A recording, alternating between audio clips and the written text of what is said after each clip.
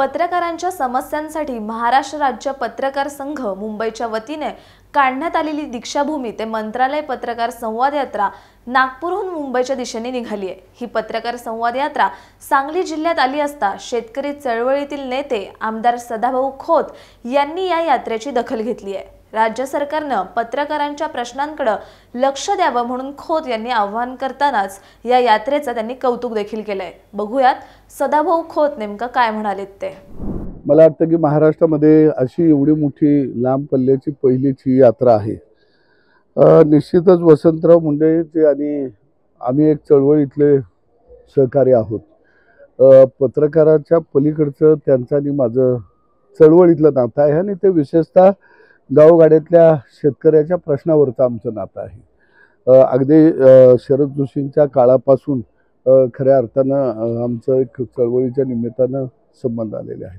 या यात्रेच्या माध्यमातून एक संवाद पूल या राज्यामध्ये पत्रकारांचा बांधला गेला, तो सगळ्यात अत्यंत महत्त्वाचा आहे। एक कुटुंब बांधलं गेलं, कारण ज्यावेळी आपण एखादी यात्रा घेऊन निघतो ही एक चळवळ आहे आणि त्यामधून एक त्या क्षेत्रामध्ये काम करणाऱ्यांचा एक पूल उभा राहत असतो आणि ते पूल एकदा उभा राहिला की प्रवास करणं सहज आणि सोपं होत असतं। पुढच्या आठवड्यात मी मुंबईला आल्यानंतर माझी आता तुमची चर्चा झाली, माझ्याकडे परिपत्रक आहे। मी मुख्यमंत्र्यांना स्वतः भेटून एक पत्र निवेदन तिथं देईन, ते मी परत वसंतरावशी संपर्क करून त्यांनाही पाठवून देईन।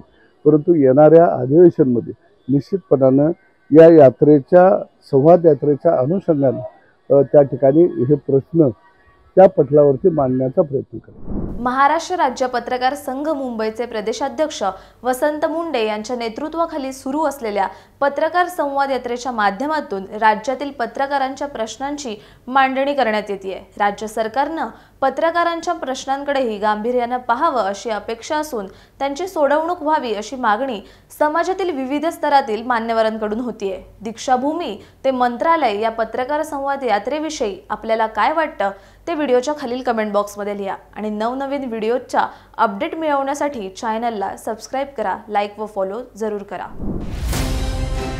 भारत दुनिया का सबसे बड़ा लोकतंत्र और एनएलसी भारत देश का सबसे बड़ा गैर राजनीतिक मंच। शक्तिशाली लोकतंत्र के लिए राहुल कराट का सार्थक कदम।